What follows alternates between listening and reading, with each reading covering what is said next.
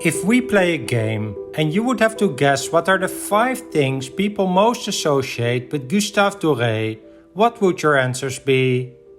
Chances are you would say things like artist, painter, French, illustrator, engraver, the Doré Bible, or maybe one of the many other stories he illustrated like Dante's Divine Comedy, the Poem of the Raven, or John Milton's Paradise Lost. But did you know that Gustave Doré was also a sculptor, a comics artist and creator of caricatures? He created more than 10,000 illustrations, many of which have influenced our views of historical stories.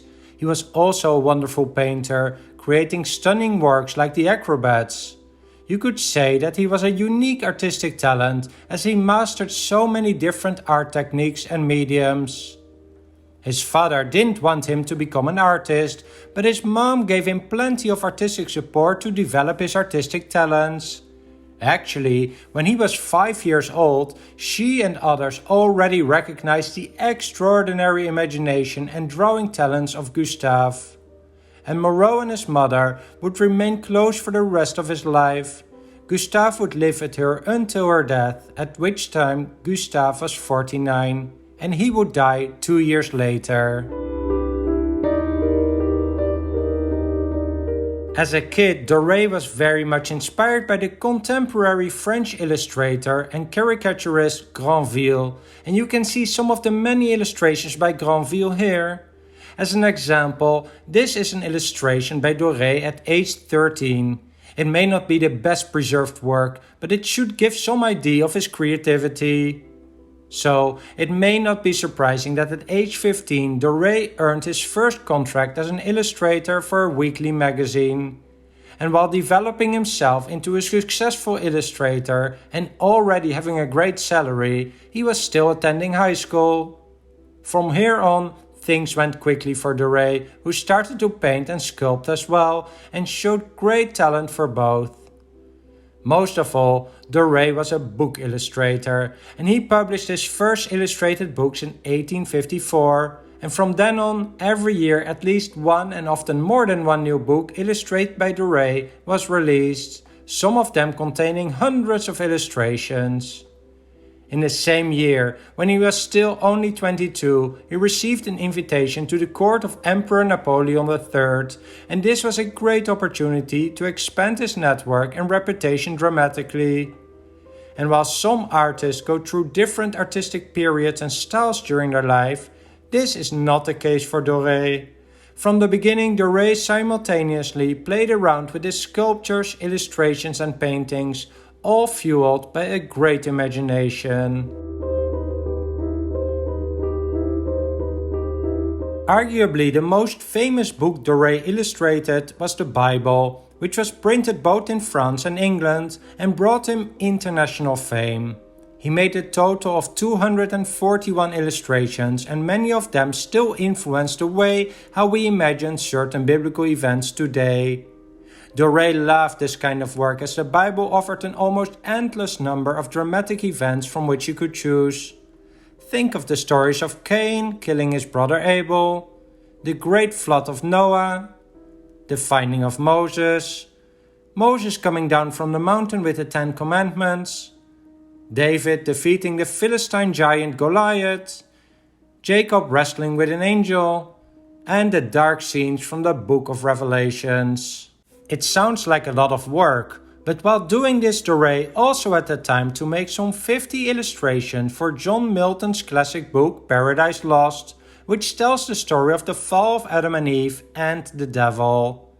And then he made hundreds of illustrations for Dante's books entitled The Divine Comedy, about 400 illustrations for the story of Don Quixote, and many other famous books. You may wonder where he would find the time to do all these things. Well, one thing is that he was very productive, and these illustrations came naturally from his imagination when reading these books or poems. Then, he was not married, had enough money to let people take care of him, and perhaps most importantly, he had a team of up to 40 people who created the wood engravings from his drawings. Sure, he was an excellent engraver, but to boost his productivity, he created the drawings and his team would create the more time-consuming wood engravings. So when you read the Divine Comedy by Dante and make hundreds of illustrations for it, why not also make a real painting about one of the scenes you enjoy? This is Dante and Virgil in the Ninth Circle of Hell from 1861. It's an enormous painting measuring 3 by 4.5 meters or 10 by 15 feet. It shows the Roman poet Virgil in blue, guiding Dante in red through the 9 circles of hell. Here they are in the 9th circle, reserved for the sin of treachery. The sinners are trapped in the ice as a punishment for their deceptive actions against those with whom they had special relationships.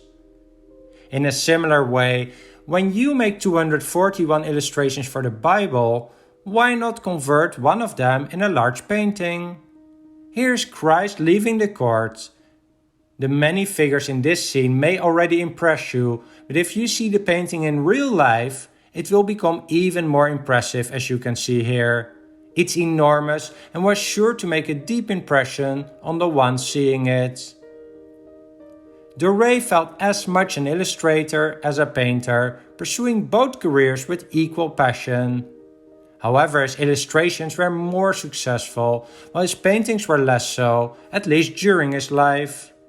Critics were of the opinion that his paintings were just enlarged illustrations, something that frustrated Doré, but did not deter him from continuing to paint, and he made some 400 paintings, most of them in oil painting, and many of them are very large. Let me show you one more impressive painting by Doré from 1873, perhaps the peak of his creativity. It's a very emotional work filled with interesting details.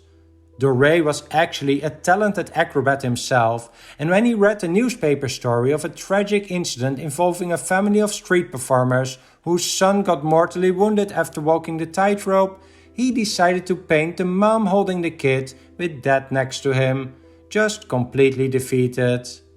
And the painting is full of interesting details, like the cards on the floor.